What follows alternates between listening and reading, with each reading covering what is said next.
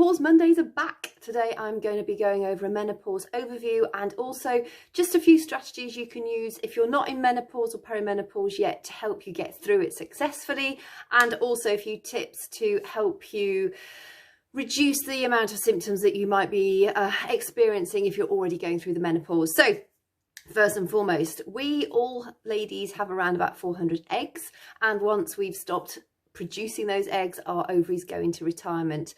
Then, although we don't have periods anymore, we don't get that PMS anymore, we're also not able to have babies anymore. It also means that we have things like muscle atrophy, weakening bones, low libido, vaginal dryness.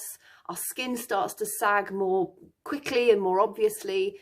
We can have mood swings, we can have sleep disturbance, and it can feel like a really discombobulating time. A lot of the ladies I speak to about menopause, sleep is a real issue, hot flash is a real issue, anxiety out of nowhere is a real problem.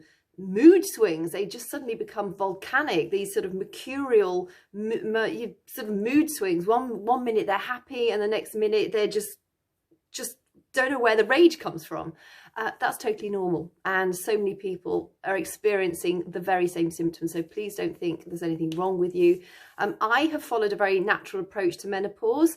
I know it's not everybody's cup of tea, but that's what I'm going to share with you, what I have done has helped me get through it, I think, pretty much unscathed. I have to say, I don't think the menopause has been a major issue for me at all. I have had hot flashes, the anxiety crept up, sleep disturbance, but on the whole, I took action on those things that were creating an issue for me, and it's worked really well. So I want to share with you what's worked for me so well. I mean, as we go through the menopause, once our ovaries stop producing eggs, what happens is we have an imbalance between our sex hormones. So the main three ones are like testosterone, estrogen and progesterone. Estrogen drops by a sort of 40 to 50%. Our testosterone drops by about 50%, but our progesterone falls really fast, so between 70 and 90%, which means that we have a huge drop in progesterone and we then become estrogen dominant. Progesterone helps us feel a bit more nurtured, it makes us feel a bit more relaxed. Low levels of progesterone have been linked to feelings of sadness, depression, mental health issues. So, you know, when that suddenly drops off, it's the progesterone often that is causing a lot of the issues because we become estrogen dominant. So it's a matter about trying to balance out that sort of gap that happens. Of course, as we go through the menopause, we don't need as many sex hormones as we used to have. So it's a natural thing that they will drop off. But it's the fact that the progesterone falls so fast and estrogen remains relatively high that causes the issue. Also, as we go through the menopause, our adrenal glands are designed to actually back up the job of the ovaries. So essentially, that means that if our adrenal glands, which sit on top of the kidneys, are in good condition, so if we manage our stress well, if we're relatively healthy, you should get through the menopause relatively unscathed. However, the way we live our lives, the way we have stress from so many different aspects, you know, whether it's food stress, drink stress, working late stress, a boss that we hate stress, a relationship that we're not happy in stress, all sorts of different stressors make our cortisol levels increase. But also, as our estrogen releases drops, our cortisol levels also creep up naturally. And obviously cortisol is one of our major stress hormones. So it's about managing our stress as effectively as we can do, trying to keep on top of those cortisol levels to keep them as low as we can, while also doing a few things that are going to support our estrogen and our progesterone levels in our body as we go through the menopausal years. First and foremost, I would suggest lifestyle change. So if you want to get through the menopause, you have to make a few changes. So accept that you need to reduce sugars, processed sugars. They're just bad for us. They create nutritional stress. They naturally raise our insulin levels, but also insulin increases naturally when our estrogen falls, cortisol starts to rise. when cortisol rises, it also creates the insulin response in our body, which means that our insulin levels naturally rise too. So that's why often during menopause, or after menopause, it's hard to keep our weight at a healthy level. So you may have, eaten fairly healthy throughout your life. You might have done general exercise throughout your life. You're doing the same stuff now. You might even be backing off what you're eating or even upping what you're doing with your exercise, and still you're finding you're putting on weight.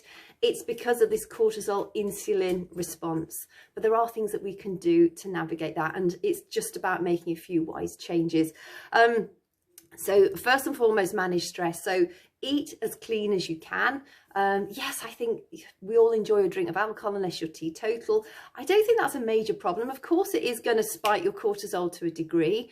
But, there's a certain amount of pleasure that comes with socializing with friends. It releases oxytocin, which is like our cuddle hormone.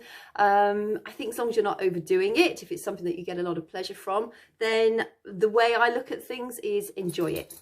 I do drink wine. I sometimes go teetotal, but at the moment I'm drinking wine and I'm really enjoying it. It's not having a negative impact on my sleep. I did have a bit of a headache this morning, but on the whole, I think if it's something that you can control, then enjoy it for the enjoyment it gives you. But just focus on reducing processed foods, processed sugars. You want to increase the consumption of your cruciferous vegetables. Cruciferous vegetables, there is a certain compound in them that helps the body detoxify from excess estrogen. So if you're estrogen dominant, that's what you really need to be doing, is eating more cruciferous vegetables. You also want to be increasing or making sure you're eating a good amount of vitamin E, because a large part of our vitamin E is stored in the pituitary gland in the brain, and that has various implications to how our adrenals and our ovaries work as we go through the menopause. You don't need to understand the science behind it, but just understand that our vitamin E levels do tend to drop off quite substantially as we go through the menopause, and vitamin E is a really healthy fat that we do require. I eat quite a high fat diet, so I eat a lot of avocados, I eat a lot of nuts, I cook with a lot of olive oil, I put olive oil on salad dressings. The one thing you don't want to do is restrict your fat intake. Now, I'm not saying go and eat all the fat, but you want to be making sure you're eating healthy fats like avocados, like olives, like nuts and seeds, things like that. A lot of the healthy cholesterol also helps us produce the hormones that will help see us through menopause relatively unscathed. So if you're thinking you need to cut back on fat, you're wrong. Eat healthy fat. It's incredibly important for your body on the whole. You'll find also when your progesterone levels drop off, you might be thinking you're all of a sudden creating cellulite. It's likely to be due to the muscle atrophy that happens as you go through menopause. So, it looks like cellulite, but actually it is just that atrophy that's happening. It's the atrophy that's happening in our skin as our collagen and our elastin reduces. But more importantly, it's the muscles, particularly around the bum and the thigh, which atrophy the quickest. So, you want to be making sure you've got a comprehensive, I would say almost menopause friendly workout program. You need to include things like strength training, because your bones get thinner or weaker as we go through menopause. Your muscles do naturally atrophy as you get older, but once you go through menopause, they atrophy a lot quicker. So you want to be including things like short bouts of HIIT training, but only short bouts, because you don't want to be stimulating your cortisol too much. You want to be doing weight training, so strength bearing exercises with like dumbbells, things like that, or plank. You can do press ups, you can do sit ups, or use your body weight if you don't want to get some dumbbells. The workouts that I do, I find are excellent for good menopause health, because they build lean muscle. They also increase your bone strength, but they don't spike that cortisol for too long. So you're not like running or doing star jumps like a crazy thing for so long that your cortisol levels are just like pew, pew, pew, which is going to increase your belly fat. Incidentally, we have 4 times the amount of receptors for cortisol around our belly than we do in any other area of the body. So when your cortisol levels are high, which they are during menopause. That's why you find it harder to get weight off around the belly area. So I want you to just understand that this whole process is so interlinked. We want to be reducing our estrogen dominance, and we want to be boosting our progesterone, but we also need to be taking measures that we can easily take to improve how we get through the menopause. It's pretty simple. It's eat relatively healthy most of the time. Drink plenty of water. That's going to help to detoxify the body. Start a comprehensive workout program. If you've not already started one, if you don't know where to start, get in touch with me. I can point you in the right direction. I have some amazing workout programs that I can recommend to you for good menopausal health. I'm 50 now, and I mean, yeah, I've got a saggy belly because I've had children. My skin is getting more wrinkly, but my body, I feel like, is healthier and fitter than it's probably ever been.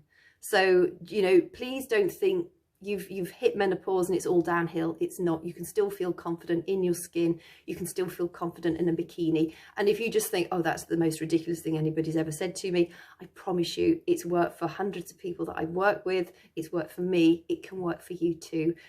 None of us are different. We just need to have an approach that is easy to follow, where you get that support, and that will get you those results as well, long-term results. So all in all, that's pretty much it. It's try and reduce the gap between your estrogen and your progesterone. It's managing your stress. You'll find that when you can prioritize your sleep, when that gets better, by eating healthier, by reducing your stress, by working out, by drinking plenty of water, maybe managing your time more efficiently as well, because I think our days are just so busy. We're so chaotic, and because we're so chaotic, we don't even have time to look at the bigger picture.